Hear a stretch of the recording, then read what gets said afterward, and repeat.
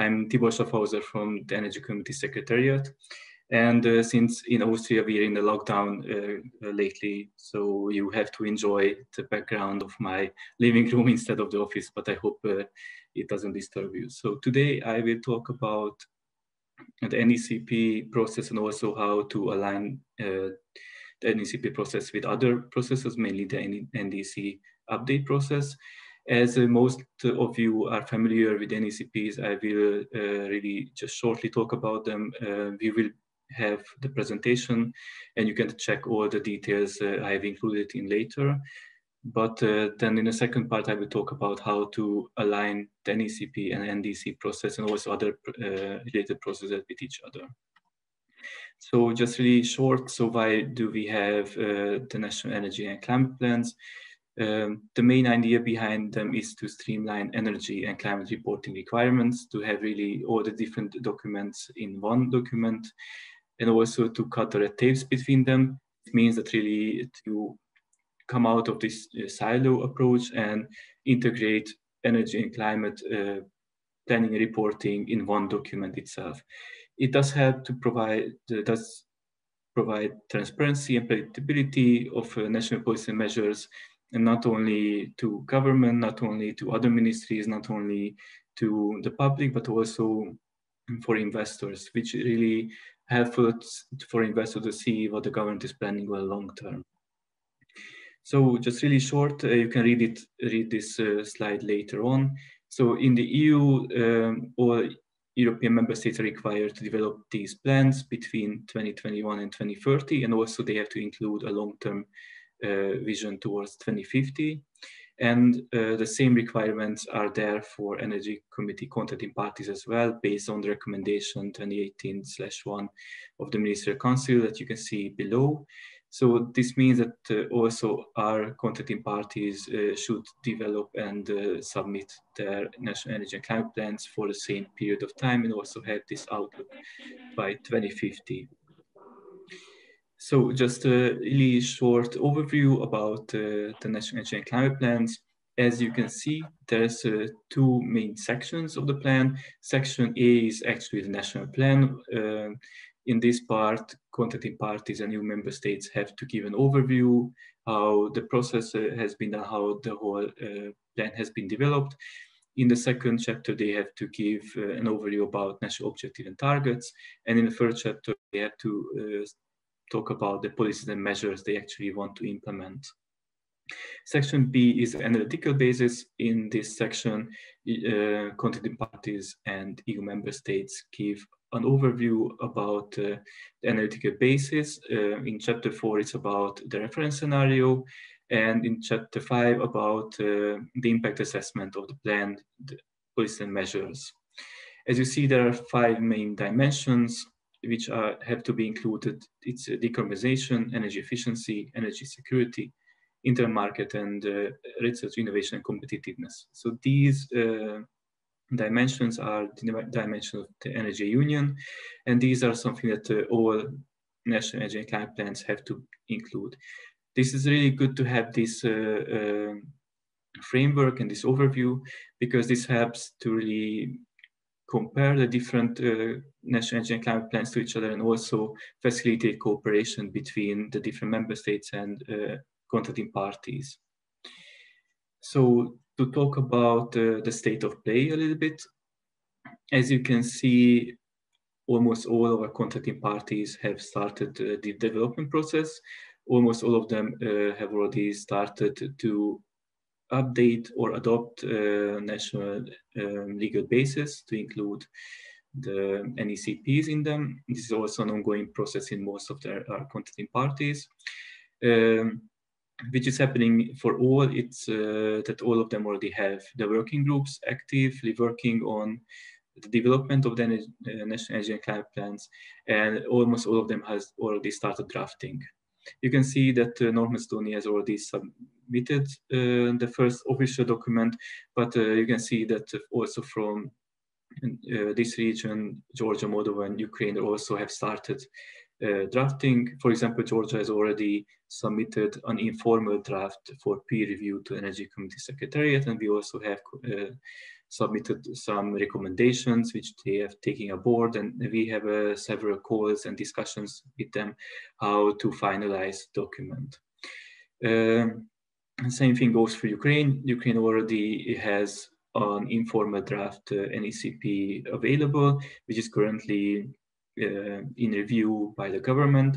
So we expect also to receive it at the Energy Committee Secretariat shortly to have a possibility to have an overview, to review it and give some recommendation and assessment on the plan. And we also wait the same for Moldova, but we understand that because of Corona and all these measures, it's a little bit harder to stick to the original plan. And we do understand that our contending parties are facing some challenges. That's how the process is a little bit delayed. But as you can see, everybody is moving ahead, which is a great news. And hopefully all of them can submit their final plan this year.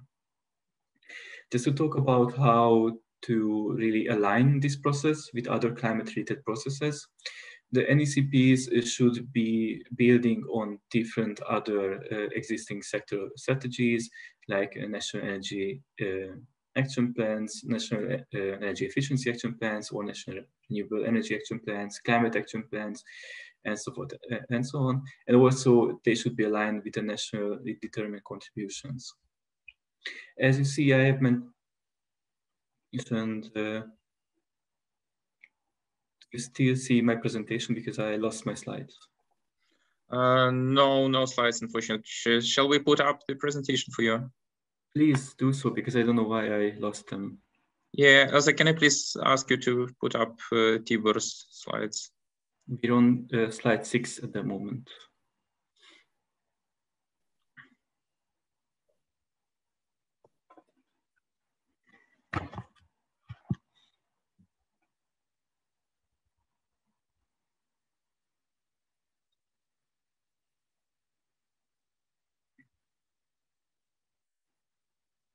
Okay, the previous one, please. Yes, thank you very much. And my apologies for this technical hiccup. So as you can see, I have talked about the 5 different dimensions of the National Energy Climate Plan. And one of the dimensions is the decarbonization of the economy. And this is actually the part that is really has to be fully aligned with the NDC, because actually the updated NDC can be almost fully included in the NECP, so the 2 documents can be fully aligned here. So if you go to the next slide, please.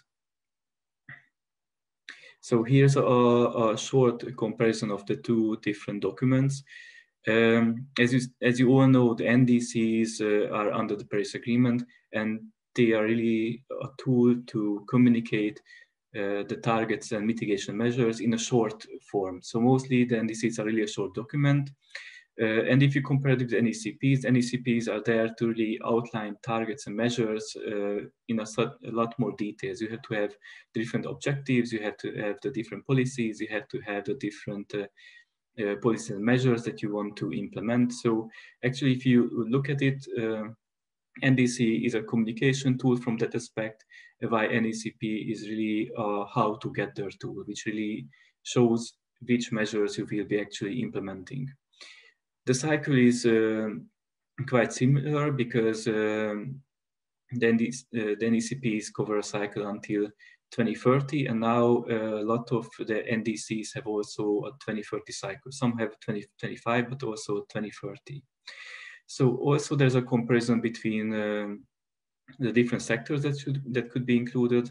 In the NDCs, as you all know, you can include adaptation and also other measures that are not necessarily included in detail in NECP, because NECP you have more like energy-related sector policies, energy security, energy efficiency. So from that aspect, the NDC a little bit broader. It has an economy-wide aspect, while the NECP has a little bit more focused approach. But as mentioned, the 2 should be fully harmonized, because in the end effect, both targets should be the same. So if you go to the next slide, please. I would like to only talk about a little bit the steps in the planning process. So this is not only true for the NECP and NDC, this is also true for other climate-related planning processes. So as most of you know, there are some steps that all of these different policy documents should follow. The first one is to take stock of existing measures, existing policies, and existing policy documents. Then you should also elaborate on planned policy measures, the type of instruments you're using, all different objectives, the different measures, the planned budget, also who will be implementing, what are the timeline of the implementation. You also should be able to have proper monitoring measures included and indicators on different policy measures. And to start the whole process, it's really important to have the proper GHG historical values and also have future goals, and also see how your future GHG emissions are planned to evolve in the coming years. To be able to do this, there is also a need to have the proper modeling tools for really simulating the effects and impacts of the different policy measures that you are having in your plans. So as mentioned, this is not something that is only particular to NECP or NDC, but that's how it's really important that two different processes or even different processes like long-term strategies are harmonized, because you have to set the same set of tools, the same set of timeline, the same set of data to build up these different scenarios. So if you go to the next slide, please. I was talking a lot about the timeline and how the two different processes can be harmonized. And if you see the NECPs and NDCs should have been submitted in 2020, but as I mentioned, we know about the challenges contracting parties are facing. So now we are waiting that in 2020, 2021, both NDCs and NECPs will be submitted. So actually, in that respect, they both are really similar in timeline. While in NECPs, we are waiting progress reports every 2 years. So European member states and also contracting parties have to submit progress reports every 2 years to the Secretariat or the Commission, starting from 2023, which is actually a great time because it's fully harmonized with the global stocktake, since under the UNFCCC process, all parties have to participate in the global stocktake, and we can really have an overview how each of them are going ahead with their contributions. And so you can see again the two processes are fully harmonized here. You have to take stock under the UNFCCC and also under the NECP process. In the end, you have the possibility to update your NECPs until 2030. This is not exactly defined in the governance regulation when you have to do this update, but you have the possibility to do it until 2030. And in this aspect, we would support to have it also harmonized with the NDC process, because the NDC has to be updated later on as well in 2025. So it would be a great opportunity to update also the NECPs. When you also update your headline targets under the NDC, you can have a review also on your targets under the NECP and update those as well. So if we go to the final slide, I would only like to talk a little bit about the next steps in the energy community to see what we are planning and how we are moving ahead. And as I mentioned, now we are waiting for our contracting parties to submit their tough plans to the Secretariat, that we can have an overview and we can have an assessment on different plans, and also propose some adjustments and some assessments. Meanwhile, the European Commission launched a study which is now looking into new targets for the Energy Community contracting parties for 2030. These targets are for energy efficiency, for renewable energy sources, and also for GHG emissions. These targets should be proposed in the second half of 2021 and should be adopted at the Ministerial Council after a political decision by the Ministerial Council of the Energy Community. It is important to mention that we would suggest that contracting parties move ahead with their NACP drafting work and also the modeling work, because it's important for them to see what their capabilities are, what the policy measures are, and what are their own national plans are in terms of GHG reductions. That when the Commission makes these proposals, we can have these political discussions and tweak these targets if needed, of course. It can happen that contracting parties already have really ambitious targets. For example, Moldova has really ambitious NDC target, and based on this, we expect also have really ambitious NECP targets. And hopefully after that, there will be no need to harmonize or adjust the targets with the European Commission study in the end. So once these new targets and the new legislation are adopted in 2021 at the Minister Council, contracting parties will start transposing these and also start implementing the NECPs, and the Energy Committee Secretariat will support in the end the whole process, also from the implementation side and also for the monitoring side.